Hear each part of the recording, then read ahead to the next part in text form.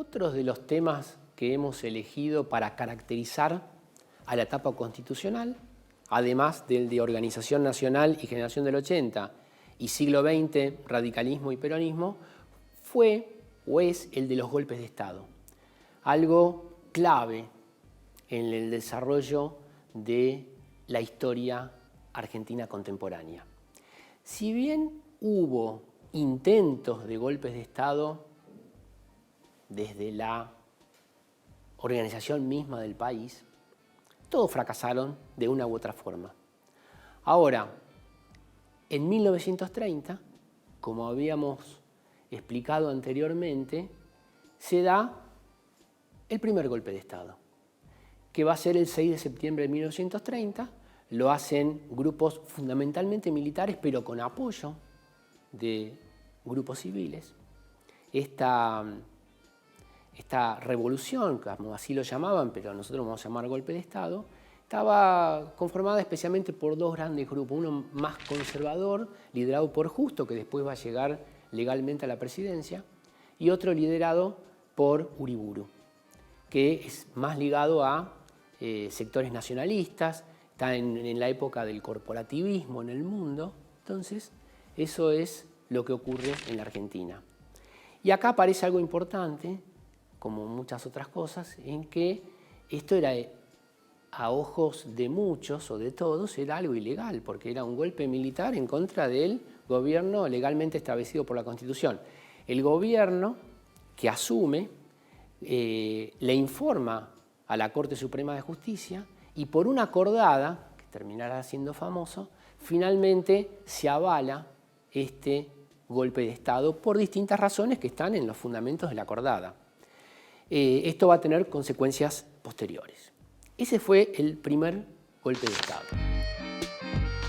Ahora, después de los gobiernos conservadores de Justo, Ortiz y Castillo, en medio de la Segunda Guerra Mundial, donde la Argentina no interviene, donde se declara neutral, algo que era tradicional en la Argentina, se había visto ya en la Primera Guerra Mundial, no significa que la opinión pública y la gente que vivía en el país optara o tuviera simpatía por alguno de los contendientes. Estaban los aliadófilos, liderados especialmente por Gran Bretaña, Estados Unidos, Francia y la comunista Unión Soviética. Y del otro sector estaban los simpatizantes del eje. El eje era Roma, Berlín, Tokio. Ya, Italia, Alemania, fundamentalmente el nazismo, y Japón. La cuestión es que el gobierno se mantenía neutral, pero había sectores cada vez con más peso que querían pasarse del lado de los aliados. Ahora, fundamentalmente el ejército era pro-eje. Entonces, por distintas razones que no vamos a explicarlas acá, se realiza nuevamente un golpe de Estado que derroca al gobierno constitucional de Castillo.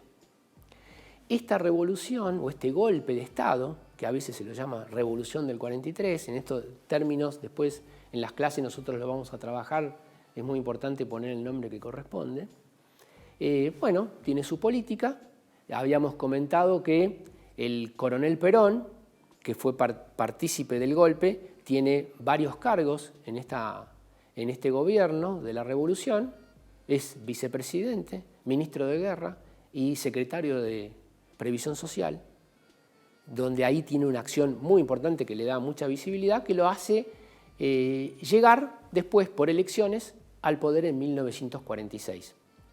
Perón lleva adelante su gobierno, con la reforma de la Constitución puede ser reelegido, cosa que se da, y a partir de los conflictos que se van dando, se organiza una nueva revolución o un nuevo golpe de Estado. Ese golpe de Estado se lo conoce con el nombre de la Revolución Libertadora, que se va a dar en 1955. Perón tiene que irse del país y no va a volver hasta 18 años después, se lo proscribe al peronismo. Esta va a ser una característica de la política argentina por mucho tiempo, que un sector masivo, para algunos hasta mayoritario, de la sociedad y de la política estaba proscripto del poder o del acceso al poder, lo que le va a traer sus complicaciones, obviamente, a la Argentina.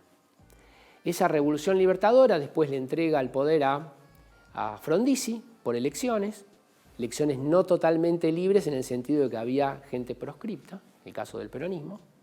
Después hay intentos, muchas azonadas militares, y una en 1962 que no se la conoce como golpe de Estado porque hay cierta continuidad constitucional, porque asume el presidente provisional del Senado, pero ya lo veremos en el tema de las reformas constitucionales, es casi un golpe de Estado, pero lleva unas nuevas elecciones, se elige al radical Ilia, nuevamente el radicalismo en el poder, uno de los gobiernos más honestos que tuvo la República Argentina. La cuestión es que los intereses militares, los intereses sindicales, los intereses políticos, ya estábamos en una época en que la Guerra Fría en el mundo influía mucho en Latinoamérica. La cuestión es que se organiza un nuevo golpe militar, que siempre terminan siendo cívico-militares, pero la voz cantante la llevan los militares. Se realiza en 1966, Ilia había asumido en 1963, la llamada o autodenominada Revolución Argentina. Esta liderada por el general Juan Carlos Onganía, que asume la presidencia. En realidad son muchos los militares que participan, por supuesto, del golpe militar, y es Onganía el que asume el poder. Este gobierno va a tener, por supuesto, sus problemáticas, sus cambios, sus golpes internos.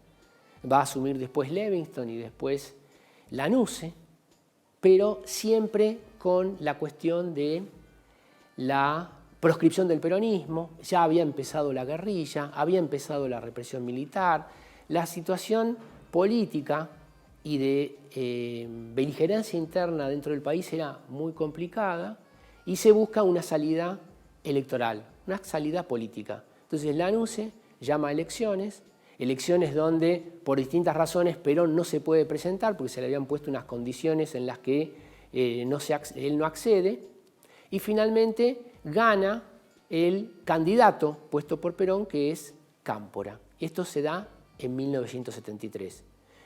Cámpora renuncia al poco tiempo, asume Perón. Perón al año siguiente ya era también, como habíamos hablado de Irigoyen, era muy mayor y muere en la presidencia y asume su esposa, María Estela Martínez de Perón. La situación de los grupos guerrilleros, que había fundamentalmente Montoneros y ERP, con múltiples atentados, la represión militar a estos grupos, también había represiones paramilitares de sectores, hacían que la situación de la Argentina era muy complicada. Y en torno a eso se había hecho una reforma en los mandatos de los presidentes.